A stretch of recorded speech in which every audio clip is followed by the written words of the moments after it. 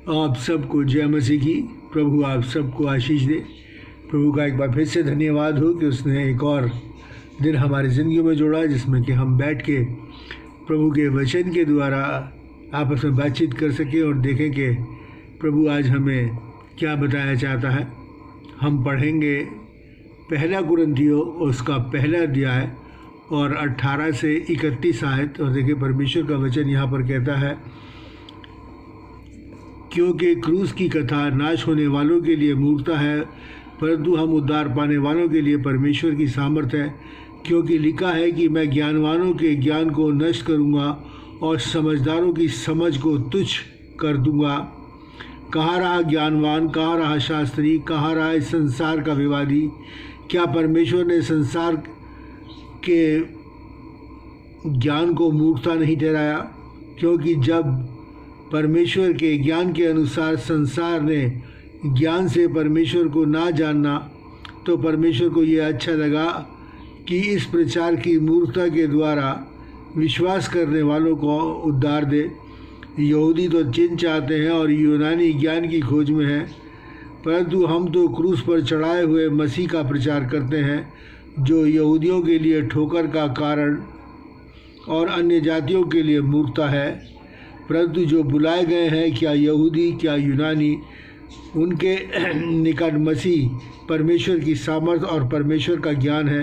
क्योंकि परमेश्वर की मूर्खता मनुष्यों के ज्ञान से ज्ञानवान है और परमेश्वर की निर्बलता मनुष्यों के बल से बहुत बलवान है। हे भाइयों, अपने बुलाए जाने को तो सोचो, ना शरीर के अनुसार बहुत ज्ञानवान, ना बहुत सामर्थी, ना बहुत कुलीन बुलाए गए हैं, परंतु परमेश्वर ने जगत के मूर्खों को चुन लिया है कि ज्ञानवानों को लज्जित करे। परमेश्वर ने जगत के निर्बलों को चुन लिया है कि बलवानों को लज्जित करे। और परमेश्वर ने जगत के नीचों और तुच्छों को, वरन जो हैं भी नहीं, उनको चुन लिया है, जो कि उन्हें जो है व्यर्थ ठहराए, ताकि कोई प्राणी परमेश्वर के सामने घमंड ना करने पाए। परंतु उसी की ओर से तुम यीशु मसीह में हो, जो परमेश्वर की ओर से ज्ञान के लिए ज्ञान ठहरा, अर्थात धर्म और पवित्रता और छुटकारा। जैसा लिखा है वैसा ही हो, जो घमंड करे वो प्रभु में घमंड करे। परमेश्वर अपने वचन के पढ़े और सुने जाने पर आशीष दे। आज यहाँ पर अब हमने देखा परमेश्वर का वचन दो किस्म के ज्ञान के विषय में हमको बताता है। पहला तो एक तो है जो परमेश्वर का ज्ञान है, और दूसरा वो संसारिक, जिसे कि परमेश्वर शैतान का ज्ञान कहते हैं, जिसे कि बाइबल में हमारे सब कुछ सामने लिखा है।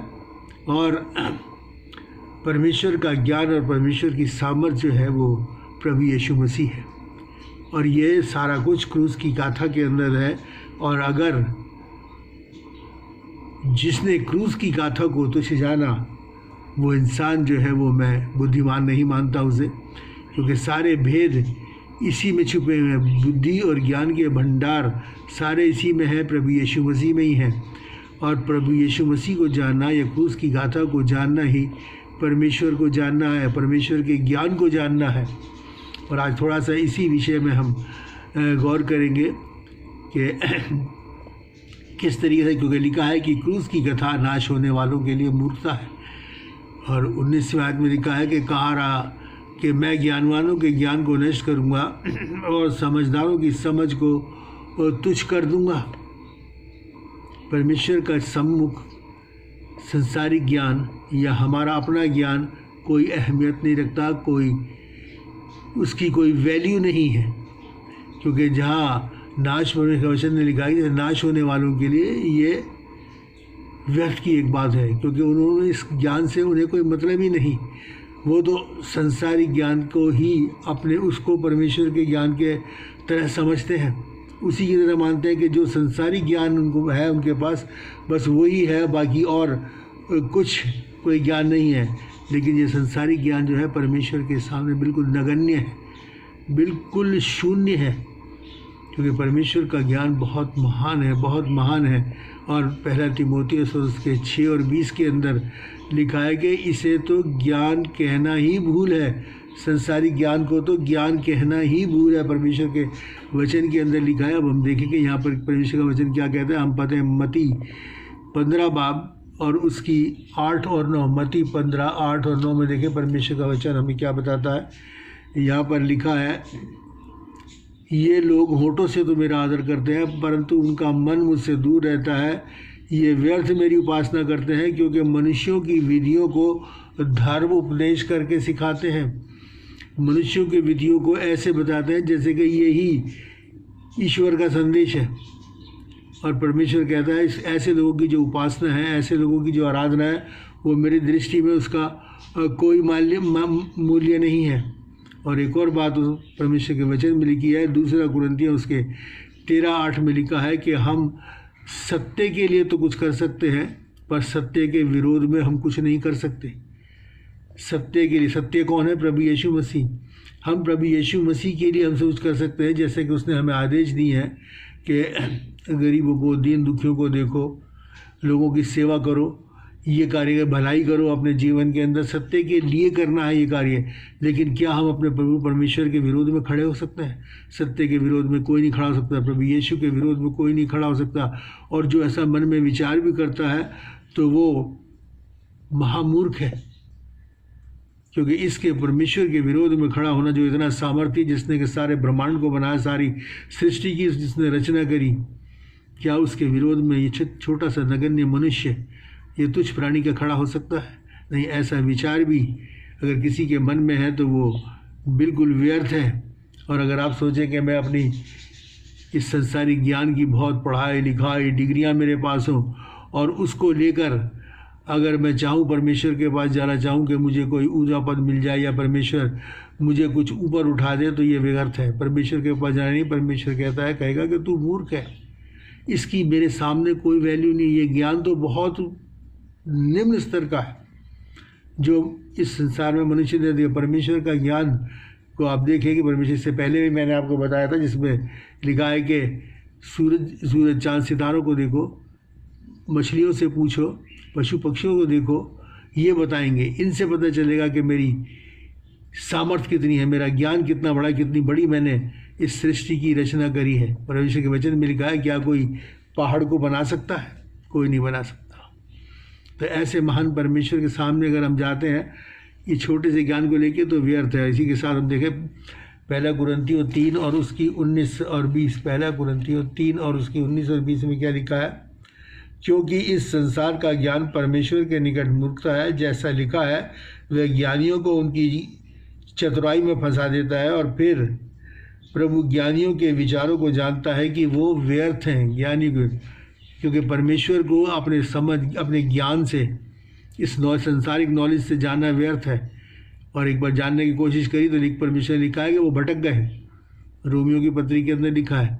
और उन्होंने अविनाशी परमेश्वर को नाशवान वस्तुओं में बदल डाला और उनकी उपासना में लग गए। इसलिए परमेश्वर संसार के ज्ञान व्यर्थ है। और ये संसार का ज्ञान ही है जो कि बहुत गड़बड़ियाँ हैं जिसमें हमारे इस संसार के अंदर, हमारे जीवनों के अंदर फैलाई हुई है। अगर हम इस संसारिक ज्ञान के ऊपर कुछ बात कर सकते हैं तो सिर्फ ये कह सकते हैं कि इस संसारिक ज्ञान इस संसार के अंदर हम संसारिक ओहदा दिलवा सकता है, संसार में मान सम्मान दिला सकता है कि ये बहुत बड़ा लिखा है ये, या फिर कोई यहाँ का धन वगैरह अर्जित कर सकता है, लेकिन अनंत जीवन नहीं पा सकता। इस संसारिक ज्ञान को लेकर अनंत जीवन हम नहीं पा सकते। अनंत जीवन पाने के लिए हमें प्रभु यीशु मसीह के इस वचन के अनुसार अपने जीवन को बिताना बहुत ज़रूरी है, बहुत ज़रूरी है। और इसी ज्ञान के कारण ही, इसी ज्ञान की वजह से बहुत सी ऐसी बातें संसार के अंदर आ गई हैं जिससे कि हमारे संसार में परिवार नाश हो रहे हैं। परिवारों में बहुत ज़्यादा उठक बैठक हो रही है, परिवारों में बहुत ज़्यादा उथल पुथल हो रही है, आपस में परिवार टूटते चले जा रहे हैं, टूटते चले। अभी बसते हैं नहीं परिवार, पता चलता है कुछ दिनों बाद ही उनमें मनमुटाव हो गया। क्यों हो गया? क्योंकि परमेश्वर के वचन के अनुसार वो परिवार नहीं चले। बड़े परमेश्वर ने जो परिवार को बनाया, इसकी रचना करी है, और वही जानता है कि ये परिवार किस तरीके से चल सकता है, किसी तरीके से परिवार जो है वो खुशहाल रह सकता है, और कोई नहीं बता सकता। और ये बात हमें परमेश्वर के वचन के अंदर बहुत अच्छी तरीके से दर्शाई गई है। अगर हम उन निर्देशों को फॉलो करते हैं तो ये सोचिए कि हम एक सुखी परिवार को स्थापित करेंगे अपने जीवन में, और बड़े सुख और चैन से हम और हमारे आगे के बच्चे भी रह सकेंगे। मैं हम पढ़ना चाहूँगा आपके सामने कुलसियों की पत्री, उसका 3रा अध्याय, उसकी 18 से 21। यहाँ पर पूरी व्यवस्था दी गई है परमेश्वर ने कि किस तरीके से अगर इस कानून नियम के अनुसार मनुष्य जिए अपने परिवार में, तो ये परिवार बहुत ही ज़्यादा खुशहाल परिवार होगा। देखें 18वीं आयत से पढ़ूंगा, 18 से 23, और यहाँ पर लिखा है कि हे पत्नियों, जैसा प्रभु में उचित है वैसे ही अपने अपने पति के अधीन रहो। अधीन का मतलब यहाँ गुलामी का नहीं है, मतलब आदर करने का है। हर बार में उसका आदर करो, और ये भी क्यों है मैं आपको बताऊंगा। और हे पतियों, अपनी पत्नी से प्रेम रखो और कठोरता ना करो। बहुत बड़ा निर्देश दिया गया है, और ये निर्देश के अपने पति के अधीन रहो, ये पत्नी को दिया गया है, पति को नहीं दिया गया कि वो उसे अधीन में रखे। नहीं, अगर वो पति उसे अधीन में रखता है ज़बरदस्ती, गुलामी की तरीके से और कठोरता में, तो परमेश्वर के वचन के अनुसार ये परिवार सुखी कभी नहीं हो सकता। तो इसलिए ज़रूरी है कि जिसको जो कहा गया है वो वैसा ही करे। आगे देखिए क्या लिखा है कि हे बालकों, सब अपने अपने माता पिता की आज्ञा का पालन करो, क्योंकि इससे प्रसन्न होता है। बच्चों के लिए भी एक निर्देश इसके अंदर दिया गया है, और साथ में है, हे बच्चे वालों, अपने बालकों को तंग ना करो, ना ही उनका ऐसा ना हो कि उनका साहस टूटे। मतलब ये कि जो पेरेंट्स के प्रति जो जिम्मेदारियां बच्चों की वो भी दो, कि अनड्यू उनको हरासमेंट ना करें, जैसे कि अक्सर होता है। बल्कि बच्चों को बच्चों के लेवल के द्वारा से ही उनको समझाएं, बहुत ज़्यादा उनके साथ सख्ती वगैरह ना की जाए, जिससे कि ऐसा ना हो कि वो अपनी दिशाओं को बदल लें। और परमेश्वर का वचन जो है, और देखिए क्या कहता है, हे सेवकों, जो शरीर के अनुसार तुम्हारे स्वामी हैं, सब बातों में उनकी आज्ञा का पालन करो, मनुष्यों को प्रसन्न करने वालों के समान दिखाने के लिए नहीं, परंतु मन की सीधाई से परमेश्वर के भय से। जो कुछ तुम करते हो तन मन से करो, यह समझकर कि मनुष्यों के लिए नहीं परंतु प्रभु के लिए करते हो। जो कुछ भी करो, पति अगर पत्नी का आदर करती है तो ये सोच के करे कि वो प्रभु के लिए करती है। पति अगर पत्नी से अपने समान प्रेम करता है तो वो ये सोचे कि प्रभु की आज्ञा है, मुझे ये प्रभु की आज्ञा को पालन करने के लिए ऐसा करना अनिवार्य है।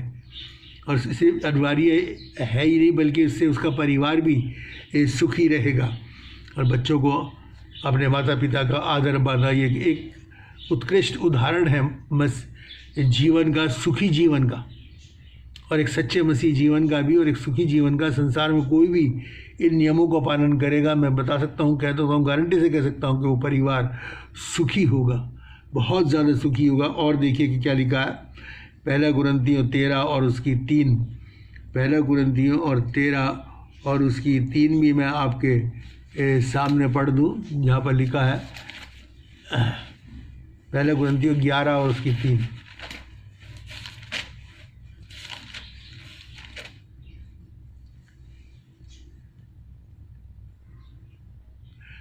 मैं चाहता हूँ कि तुम ये जान लो कि हर मनुष्य का सिर, हर पुरुष का सिर मसीह है, और स्त्री का सिर पुरुष, और मसीह का सिर परमेश्वर है। यानी कि पुरुष मसीह के अधीन है और स्त्री पुरुष के अधीन है, और हम सब परमेश्वर के अधीन हैं।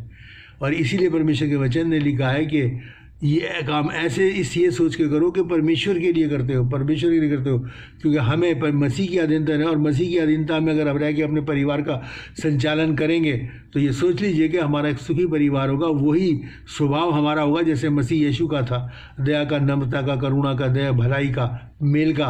और ऐसे स्वभाव के साथ अगर हम अपनी पत्नी से, अपने बच्चों से और अपने काम करने वालों से व्यवहार करेंगे तो ये समझिए कि एक अच्छा आनंदमय परिवार हमारे सम्मुख होगा, और एक आनंद में जीवन हमारा होगा परमेश्वर के वचन के अनुसार। इफिसियों 5 और उसकी 25, 28 और 33 आयत मैं आपके सामने पढ़ दूँ।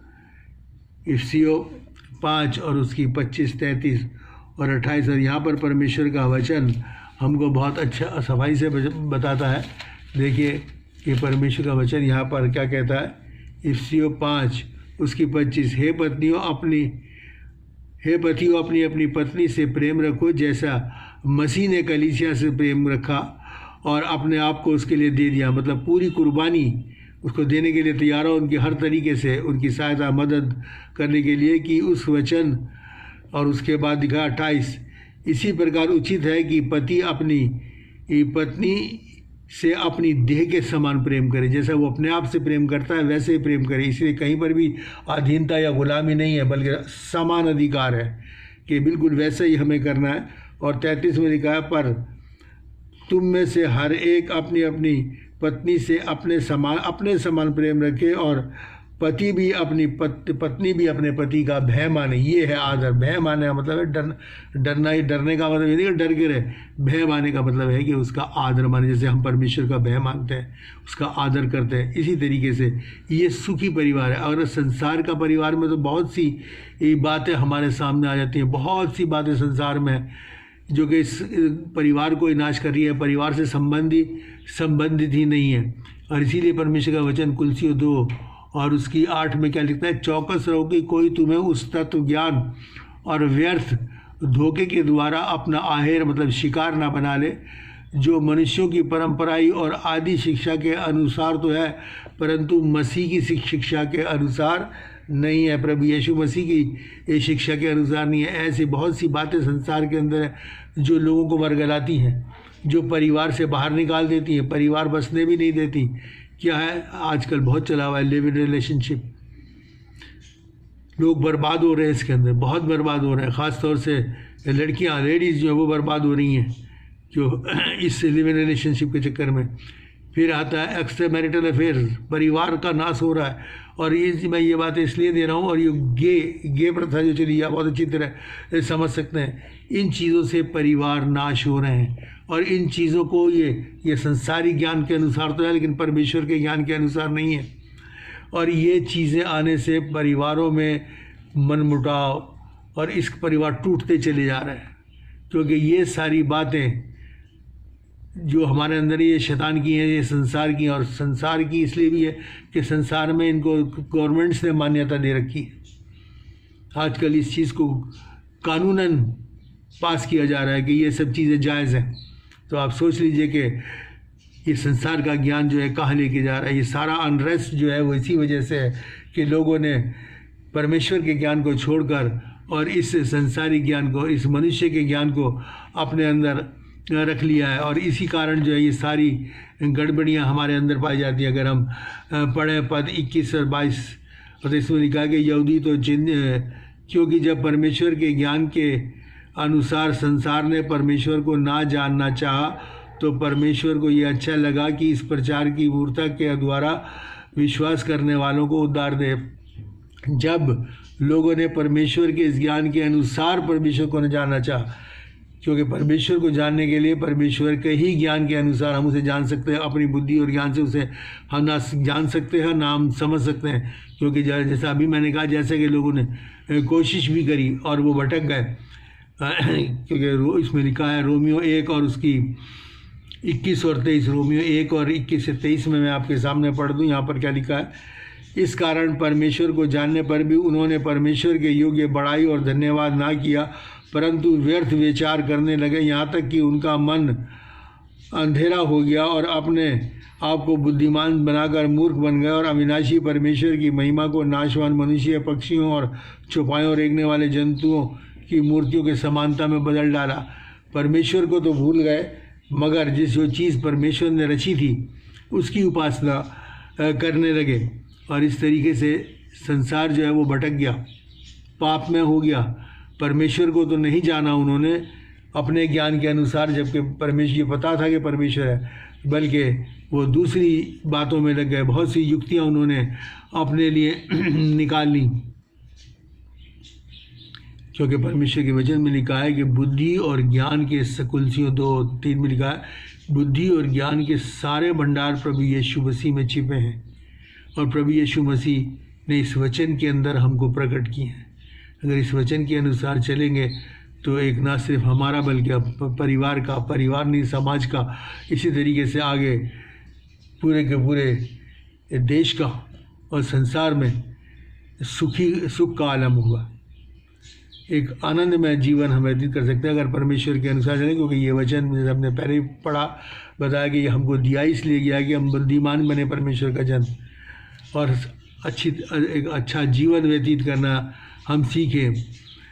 और ये ज्ञान, सरकार, संसारी पद, इन सब से कोई लाभ नहीं है, इनसे हमें कुछ नहीं माना। पद वो है जो परमेश्वर से हमको मिलता है। अगर मैं अपने इस संसारी ज्ञान की वजह से अपनी बूस्टिंग करूं, मैं तो इतना नॉलेज रखता हूं और मैं तो अपनी बड़ाई करूं, अपनी महिमा करूं, तो परमेश्वर कहता है कि तू मूर्ख है, तू कुछ नहीं है और तू मेरे चुनाव में भी नहीं है। हम परमेश्वर के चुनाव में भी नहीं आते, क्योंकि परमेश्वर के वचन में लिखा है वो घमंडी का स्वयं मुकाबला, परमेश्वर घमंडी का स्वयं मुकाबला करता है। देखिए क्या लिखा है,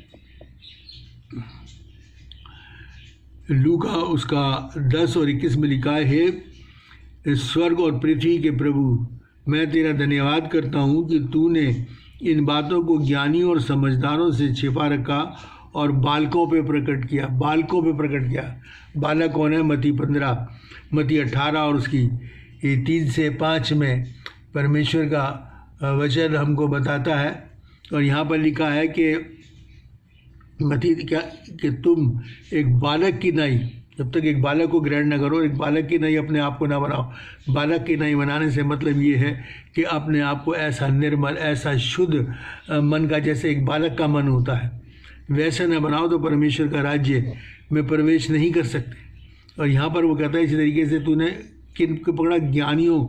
ज्ञानियों और ज्ञानवानों के ऊपर, बुद्धिमान जो अपने आप को उनके ऊपर प्रकट नहीं किया, बल्कि किन के ऊपर प्रकट किया? उनके ऊपर जिन्होंने अपने आप को दीन और नम्र बनाया हुआ, एक बालक के समान अपने मन को निर्मल और शुद्ध किया हुआ, और उनके ऊपर तूने इस वचन को प्रकट किया। ये परमेश्वर प्रभु यीशु मसीह कहते हैं और कहते तेरा धन्यवाद हो, क्योंकि अगर ज्ञानवान होते तो ज्ञानवान तो अपने ज्ञान से बाइबल के भी, परमेश्वर के वचन के भी 100 मायने निकाल लेते हैं। और परमेश्वर के वचन में लिखा है कि तुमने मेरे वचन के साथ खींचतानी करी, उसको बिगाड़ दिया, तुम उसको बिगाड़ते हो।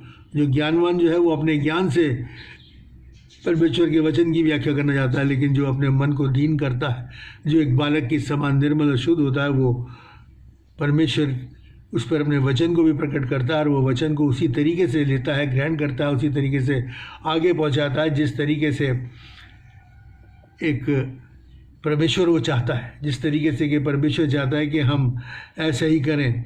अब कुछ थोड़ी सी बातें हम देखें कि उन लोगों के विषय में, 1-2 लोगों के विषय में जिनके बाइबल में जिनका जिक्र दिया हुआ है और जिन्होंने अपना जीवन परमेश्वर के ज्ञान के अनुसार, परमेश्वर की इच्छा के अनुसार बिताया और हमेशा परमेश्वर को महिमा दी। और देखिए परमेश्वर और कितना बड़ा काम है, और इसीलिए उनका नाम इस पवित्र बाइबल में आया। एक सबसे पहले मैं नाम देना चाहूँगा, बताना चाहूँगा दाऊद के विषय में। दाऊद जो कि इजराइल का राजा था, परमेश्वर ने उसे राजा होने के लिए चुना था। और जब परमेश्वर का मंदिर या हैकल बनाई जाने वाली थी, तो परमेश्वर के दास दाऊद ने पर उस हैकल के लिए कुछ दान दिया। उस दान के विषय में आपको बताना चाहता हूँ। हम देखें कि कितना दान उसने दिया। पहला इतिहास और उसकी 22 की 14, पहला इतिहास और उसकी 22 की 14 में हम पढ़ते हैं। यहाँ पर दाऊद फरमाते हैं, सुन मैंने अपने कलेश के समय यहोवा के भवन के लिए 1 लाख की कार सोना, 10 लाख की कार चांदी और पीतल और लोहा इतना इकट्ठा किया है कि उसकी बहुतायत के कारण तोल से बाहर है। उसकी बहुतायत के कारण वो सब तोल से बाहर है। अब थोड़ा सा मैं आपको इसकी बता दूं, जहाँ पर लिखा है कि 1 लाख की कार सोना, अगर आज के तोल के हिसाब से हम देखें तो उसका वज़न बैठता है 3750 टन, जो उसने परमेश्वर के दिया। और चांदी का बैठता है 37,500 टन। इतना सोना और चांदी उसने परमेश्वर के भवन के लिए दी। और फिर देखिए कि उसने क्या कहा। अगर हम पढ़ें दूसरा शमूएल 7 और 18 में लिखा है, वो कहते हैं दाऊद परमेश्वर के समझा के, मैं क्या हूँ और मेरा परिवार क्या है, मैं तो कुछ भी नहीं हूँ। और देखिए पहला इतिहास और उसकी 29 की 14 में लिखा है, वो कहते हैं कि हमने तेरे हाथों से लेके ही तुझको दिया। कह रहे मेरे को इसमें मेरी बड़ाई नहीं है इसमें कि मैं इतना दान मैंने तुझको दिया, ये जो कुछ मैंने दिया ये इसीलिए दे पाया मैं कि तूने मुझको दिया। अपनी कोई बूस्टिंग नहीं है, अपनी कोई बड़ाई नहीं करता, अपनी कोई महिमा नहीं करता, कुछ नहीं कहता, बल्कि सिर्फ कहता है कि ये तेरी महिमा है कि मैं और मेरा घराना क्या है कि तूने मुझे राजा के लिए चुना और इस काबिल करा तूने कि मैं ये दे सकूं, इसमें तेरे नाम की महिमा। और आज भी हम जो दान देते हैं वो इसलिए नहीं देते कि हमारे पास बहुत है हम देते हैं और हमारी बड़ाई हो, बल्कि इसलिए कि परमेश्वर ने हमें इस काबिल किया, उसने हमें वायदा किया कि तू हमेशा दान देगा, लेगा, तुझे लेना नहीं पड़ेगा, तू हमेशा देने वाला बना रहेगा।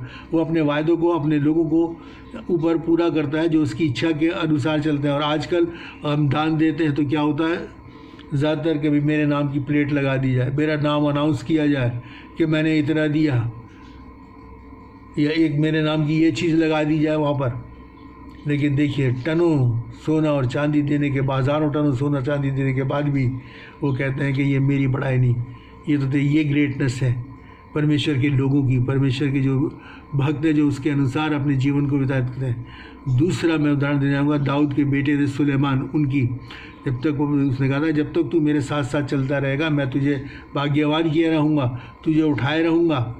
और परमेश्वर का वचन देखिए उसमें क्या कहता है, जब उसे राजा के लिए चुना गया उसको दाऊद के बाद, तब वो ये नहीं कहता परमेश्वर के अच्छा तूने बहुत अच्छा किया कि मुझे चुन लिया, क्योंकि मुझे तो इस बात का ज्ञान दिया, क्योंकि राजा का बेटा था तो उसे राजनीति की भी शिक्षा दी गई थी, उसे युद्ध की भी शिक्षा दी गई होगी और उसे हथियार वगैरह चलाने की शिक्षा दी गई। वो ये नहीं कहता कि तूने प्रभु अच्छा किया मुझे चुन लिया, और मेरे को तो इन सब चीज़ों की शिक्षा है, मैं तो एक अच्छा पॉलिटिशियन हूँ, मैं तो एक अच्छा हथियार चलाने वाला राजा का बेटा हूँ और एक बड़ा ज्ञानवान और बुद्धिमान हूँ। लेकिन देखिए कि वो परमेश्वर का सम्मुख जाके क्या कहता है और परमेश्वर से क्या मांगता है। हम पढ़े पहला राजा उसका 3 अध्याय और 7 से 13 में देखिए परमेश्वर का वचन में वो क्या कहता है, 3 अध्याय और उसकी 7 से 13। अब देखिए यहाँ पर लिखा है, वो कहता है सुलेमान भाई कहते हैं कि परंतु मैं छोटा सा लड़का हूँ और भीतर बाहर आना नहीं जानता, क्योंकि जब वो यंग थे तभी राजा के लिए चुने गए थे, भीतर बाहर आना नहीं जानता। फिर तेरा दास तेरी चुनी हुई प्रजा के बहुत से लोगों के मध्य में है, जिनकी गिनती के बहुतायत के कारण वो गिनती नहीं हो सकती। तू अपने दास को अपनी प्रजा का न्याय करने के लिए समझने की शक्ति दे कि मैं भले और बुरे को परख सकूं, क्योंकि कौन है ऐसा जो तेरी इतनी बड़ी प्रजा का न्याय कर सके। इस बात से प्रभु प्रसन्न हुआ और सुलेमान ने ऐसा वरदान मांगा। तब परमेश्वर ने कहा, इसलिए कि तूने ये वरदान मांगा है, ना दीर्घायु, ना धन और ना अपने शत्रुओं का नाश मांगा, परंतु समझने का, विवेक का वरदान मांगा। इसलिए सुन, मैं तेरे अनुवचन के अनुसार करता हूँ। मैं तुझे बुद्धि और विवेक भरा मन देता हूँ, यहाँ तक कि तेरे समान ना तो तुझसे पहले कभी कोई और, ना तेरे बाद कभी होगा। फिर जो तूने मांगा नहीं वो भी तुझे, अर्थात धन, महिमा, वह भी तुझे यहाँ तक देता हूँ कि तेरे जीवन भर कोई राजा तेरे तुल्य नहीं हो सकेगा। परमेश्वर के अनुसार, उसकी इच्छा के अनुसार जब हम चलते हैं और जब हम मांगते हैं और व्यतीत करते हैं तो परमेश्वर बहुतायत से देता है। इसी को कहते हैं कि वो आसमान की खिड़कियाँ खोल के देता है। लिखा है कि सुलेमान के समान धनाढ्य राजा अब तक नहीं हुआ, सुलेमान के समान बुद्धिमान अब तक कोई नहीं हुआ। बहुत ज़्यादा बुद्धिमान था और सुलेमान के समान तो नहीं था। और इसीलिए परमेश्वर उन लोगों को जो उसके अनुसार, इसकी इच्छा के अनुसार चलते हैं, वो ऊंचा उठाता है, बहुत ऊंचा उठाता है, आदर, मान और महिमा देता है। और यही कारण है, अगर हम परमेश्वर के वचन के अनुसार अपने जीवन को व्यतीत करेंगे, वो वचन जो कि स्वर्गीय है, वो वचन जो कि परमेश्वर की ओर से मिला है, तो हमारा जीवन सुखी होगा, हमारा पारिवारिक जीवन सुखी होगा, हमारा संदेश सुखी होगा, हमारा संसार सुखी होगा। और अगर हम ये संसारिक ज्ञान को लेकर अगर आगे बढ़ेंगे तो बहुत ज़्यादा डिस्टर्बेंस इस संसार में इस ज्ञान की वजह से हो ही रही है और आगे भी बहुत होती रहेगी। और अब मैं आपके सामने चंद बातें परमेश्वर के वचन से रखना चाहूँगा, जिससे के द्वारा हम ये जाने कि परमेश्वर का वचन क्या कहता है। परमेश्वर के वचन में लिखा है, अगर हम पढ़ें इसमें पहला यूहन्ना उसका 2 अध्याय और 15 से 17, पहला यूहन्ना दूसरा अध्याय उसकी 15 से 17 में हम देखेंगे और परमेश्वर का वचन हमें क्या करता है। और यहाँ पर देखिए वो बताता है संसारिक ज्ञान क्या है। तुम ना तो संसार से और न संसार की वस्तुओं से प्रेम रखो, क्योंकि जब से पाप आया ये संसार दूषित हो गया हर चीज़ में। यदि कोई संसार से प्रेम रखता है तो उसमें पिता का प्रेम नहीं, यानी परमेश्वर का प्रेम नहीं, क्योंकि जो कुछ संसार में है, शरीर की अभिलाषा, आँखों की अभिलाषा, जीविका का घमंड, यह पिता की ओर से नहीं परंतु संसार की ओर से। आँखों की अभिलाषा, हर बात की आँखों की अभिलाषा, यही है जो इंसान जो है बुराई में पड़ता है आँखों से।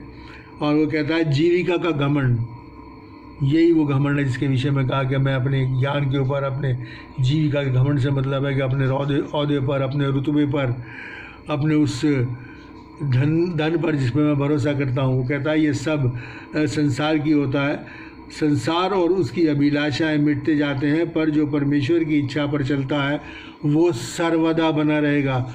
जो भी संसार में है वो नाश्वर है और वो मिटता रहेगा, और जो परमेश्वर की इच्छा पे चलता है वो सर्वदा बना रहेगा। और इसीलिए इब्रानियों 13:8 में लिखा है कि प्रभु यीशु मसीह कल, आज और युगा युगान एक सा है। प्रभु यीशु मसीह क्या है? ये वचन, उसका वचन हमेशा एक सा है, ना बदलने वाला है, और हम उस पर आंख बंद कर भरोसा कर सकते हैं और अपने जीवन को सुख में बना सकते हैं। और देखेंगे परमेश्वर का वचन हमको क्या कहता है। यिर्मयाह नबी की पुस्तक उसका 9 और 23-24 में देखिए परमेश्वर का वचन कहता है। यहोवा यूँ कहता है, बुद्धिमान अपनी बुद्धि पर घमंड ना करे, ना वीर अपनी वीरता पर, ना धनी अपने धन पर घमंड करे, परंतु जो घमंड करे वो इस बात पर घमंड करे कि वह मुझे जानता और समझता है कि मैं ही वह हूँ, यहोवा हूँ जो पृथ्वी पर करुणा, न्याय और धर्म के काम करता है। क्योंकि मैं इन्हीं बातों से प्रसन्न होता हूँ कि कोई भी अपने आप को अपनी इन बातों पे घमंड ना करे, क्योंकि ये सब चीज़ों से दी गई हैं, उसके पास नहीं थी, उसकी अपनी नहीं है। इसलिए घमंड में उस पर करना है जिससे हमें ये सब चीज़ें मिली हैं। और हम सब ने जाना कि किस तरीके से परमेश्वर ने अपने वचन के अनुसार हम सबको बताया कि हमें कैसे अपने जीवन को व्यतीत करना है। हमें संसार और उसकी अभिलाषा नहीं बल्कि परमेश्वर की इच्छा के अनुसार हमको चलना है। इसलिए परमेश्वर इन वचनों के द्वारा हम सबको बहुतायत से आशीष दे, बरकत दे और हमको संभाले। आइए हम दुआ मांगें। महान और दयालु परमेश्वर, तेरा धन्यवाद करते हैं आज के वचन के लिए। वचन पे तेरी आशीष हो। हमें अपने वचन के अनुसार, इस शिक्षा के अनुसार जो हमें तूने दिया, हमें चलना सिखा। हमें आशीष दे, हमें बरकत दे कि हम तेरे वचन के अनुसार चलें और अपने जीवन को, अपने परिवार के जीवन को, अपने समाज के जीवन को, इस देश को, शहर को, संसार को खुशहाल बना सकें।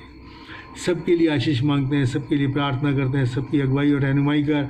इस महामारी से हमको बचा, इस डेंगू के प्रॉब्लम से पिता परमेश्वर तू लोगों को बचा, उनकी हिफाजत और रहनुमाई कर। प्यारे बाप आसमानी, वो तेरे नज़दीक आएँ और बचाए जाएँ प्यारे बाप आसमानी, क्योंकि तू ही हमारी सुरक्षा की गारंटी है प्यारे पिता परमेश्वर। सबके लिए आशीष मांगते हुए प्रार्थना प्रभु यीशु के नाम से मांगते हैं।